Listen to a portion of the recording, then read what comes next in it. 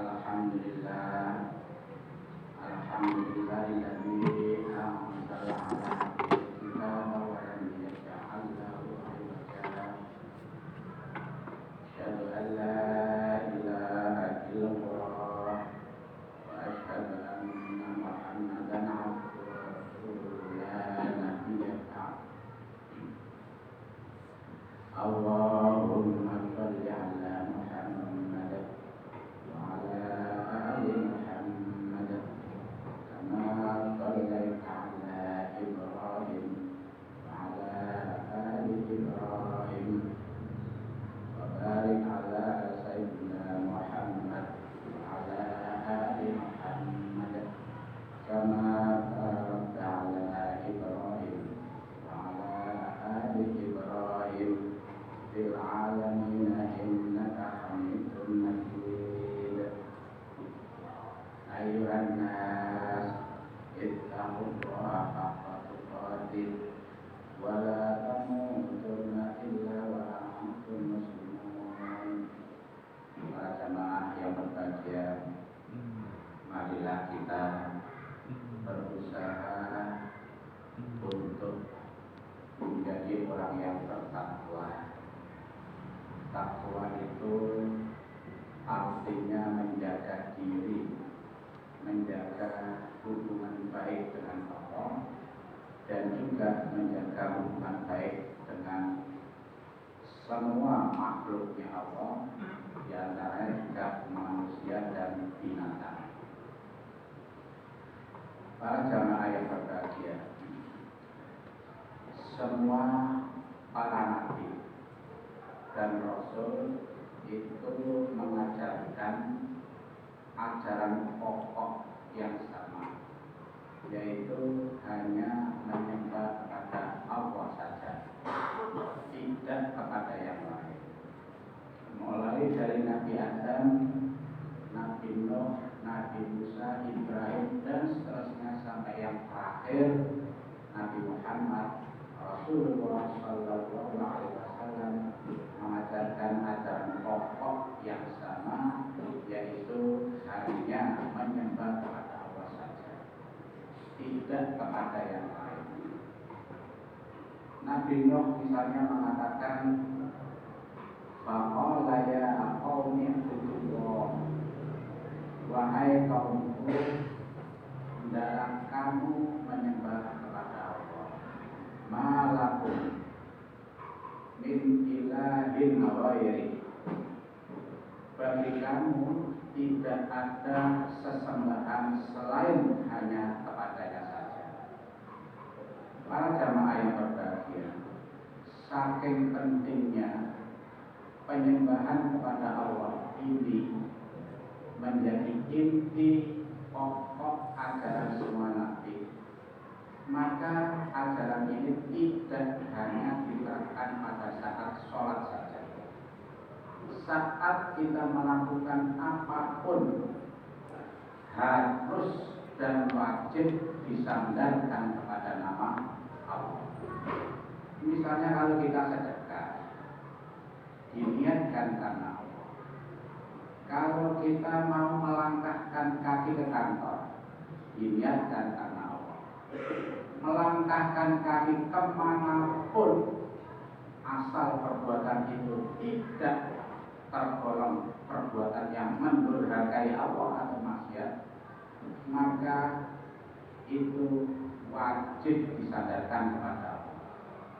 Kalau tidak, maka bisa jadi menjadi musyrik. Atau kalau tidak, setidaknya kita tidak mendapat pahala. Para jamaah yang berbahagia, saat kita memperoleh karunia yang namanya jabatan atau harta, itu juga demikian. Dicontohkan oleh Nabi Sulaiman. Saat beliau memperoleh kekayaan yang melimpah, beliau menyatakan, hadza min fadli rabbi. Ini kekayaan, ini kekuasaan yang ada pada diri saya, itu adalah karunia Allah. dia berluani, dia hendak memuji aku, askur am akur. Apakah aku termasuk golongan orang-orang yang bersyukur atau golongan orang-orang yang ingkar terhadap nikmat Allah? Para jamaah yang berbahagia, secara akal memang, jadi umpamanya tidak ada dalil dari Nabi Sulaiman atau Nabi siapapun, secara akal memang orang yang diberi karunia itu wajib menyadarkan bahwa karunia itu adalah karunia Allah, pemberian Allah. Mengapa demikian?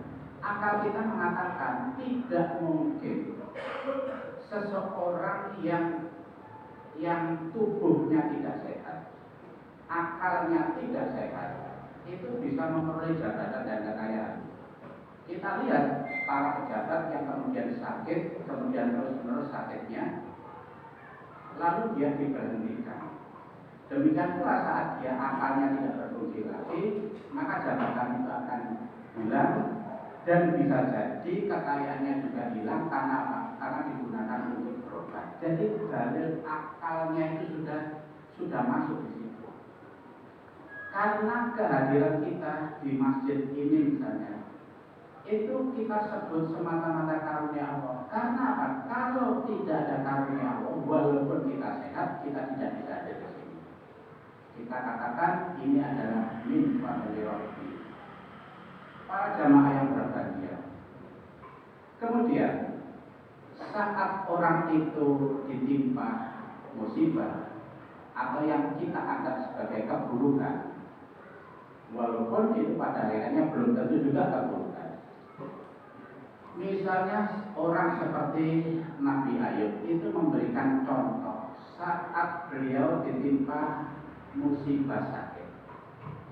Beliau mengatakan Ani masanya syaitan, setan, bahwa sesungguhnya setan telah menimpahkan kepadaku virus sakit, penyakit, wa adzabin, dan juga siksaan. Ini juga begitu. Nabi Ayub saja yang maksum, yang tidak melakukan maksiat, itu tidak berani menyandarkan sesuatu yang dianggap buruk kepada Allah. Apalagi kita yang tidak maksum, yang kadang-kadang penyakit yang muncul itu karena kesalahan kita. Misalnya makan terlalu banyak, tidak pernah olahraga, tidak menjaga kesehatan, dan sebagainya. Para jamaah yang berbahagia, kemudian seandainya kita terhindar dari penyakit karena usaha-usaha tadi, kembali lagi seandainya kita terpaksa menyebut ikhtiar kita, hendaknya ikhtiar itu disandarkan kepada Allah. Tidak boleh lepas begitu saja. Misalnya kita terhindar dari penyakit karena minum obat, sebutlah nama Allah, alhamdulillah saya diberi kecocokan dengan obat ini. Seandainya kita datang ke dokter kemudian sembuh, sebutlah nama Allah, dengan izin Allah, dengan karunia Allah, saya ketemu dokter yang berpengalaman. Itu satu contoh bahwa betapa tauhid ini penting dari sisi ucapan maupun sisi perbuatan. Para jamaah yang berbahagia, coba kita lihat misalkan Nabi Ayub saat beliau dikasih kesembuhan, beliau mengatakan rahmatan min indina, ini adalah rahmat, kasih sayang yang berasal dari Tuhan kami. Saat beliau sembuh, beliau menyebut itu. Saat beliau sakit itu disandarkan kepada dirinya karena sebagai bentuk akhlakul karimah, perilaku yang baik kepada Allah. Jadi kalau kita misalnya suatu saat ada musibah menimpa kita, hendaklah sebutlah nama Allah dengan misalnya yang dicontohkan oleh Nabi Ayub. Anta arhamur rahimin. Engkau ini yang maha penyayang di antara para penyayang. Aku ditimpa sakit, tetapi engkau maha penyayang di antara para penyayang. Demikian pula Nabi Ibrahim saat beliau ditimpa penyakit. Penyakit itu dikatakan wa idza maridtu, apabila aku sakit. Begitu dia memperoleh kesembuhan, fahuwa yasfin, dia yang menyembuhkan aku.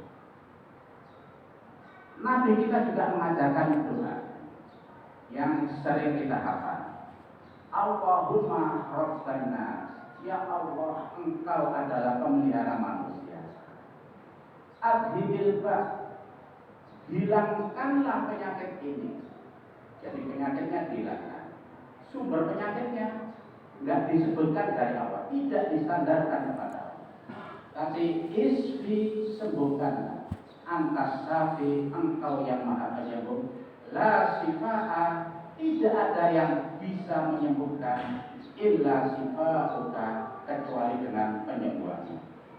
Para jamaah yang berbahagia, kita bandingkan dengan orang yang durhaka. Misalnya Korun, saat mereka diberi kekayaan yang melimpah, dia mengatakan innama utituhu ala ilmin indi. Aku diberi kekayaan ini semata-mata karena usahaku, karena ilmu. Para jamaah yang berbahagia, kalau kita meniru bahasa yang pakai Korun, maka mulai sekarang misalnya suatu saat kita bisa makan, kita bisa minum, lalu nama Allah tidak disebut. Padahal kita bisa makan dan minum itu variabelnya banyak. Yang pertama, untuk ada makanan dan minuman itu harus ada air hujan. Kalau tidak ada air hujan, tidak ada tumbuh-tumbuhan. Kalau tidak ada tumbuh-tumbuhan, tidak ada makanan. Kalau ada makanan, diri kita tidak sehat, maka kita tidak bisa makan. Kalau ada makanan, diri kita sehat, lalu terjadi banjir di mana-mana, kita juga tidak bisa makan. Karena itu Nabi Ibrahim mengatakan, "Huwallazi yut'imuni wa yasqin." Dialah yang memberi makan dan minum kepadaku. Para jamaah yang berbahagia, bagi sebagian orang, perkataan demikian itu dianggap ringan, dianggap remeh. Allah mulai kok dibahas. Loh, Al-Quran itu sampai perkataan yang ringan saja dibahas. Bahkan dikatakan ada perkataan ringan yang pahalanya, timbangannya itu lebih berat dibanding dengan 7 langit ditambah 7 bumi, seandainya bumi itu 7. Itu lebih berat dari 7 langit dan 7. Perkataannya adalah perkataan la ilaha illallah. Ringan, tapi orang kafir tidak bisa mengucapkan itu. Kemudian para jamaah, ada juga perkataan yang ringan, tapi dosanya berat. Apa itu? Wa qalu takhadallahu walada. Mereka mengatakan Allah itu mempunyai sekutu. Sampai-sampai karena ucapan ini, takadus samawati yatafattarna minhu, hampir saja langit itu menjadi pecah, menjadi runtuh. Wa tamsakul ardu wa takhirul jibalu hadda, dan hampir saja bumi itu pecah berkeping-keping dan gunung terbelah. Para jamaah yang berbahagia, marilah mulai dari sekarang, termasuk saya juga, untuk belajar. Setiap kali kita mengatakan sesuatu, kita sandingkan, kita sandarkan nama Allah. Misalnya kita berjanji kepada seseorang, insya Allah kita mau melakukan apa, mudah-mudahan Allah mengabulkan jalan kita untuk menuju ke sana. Nama Allah selalu kita sandingkan. Kiranya demikian para jamaah yang berbahagia. Aku qauli hadza innahu huwal ghafurur rahim.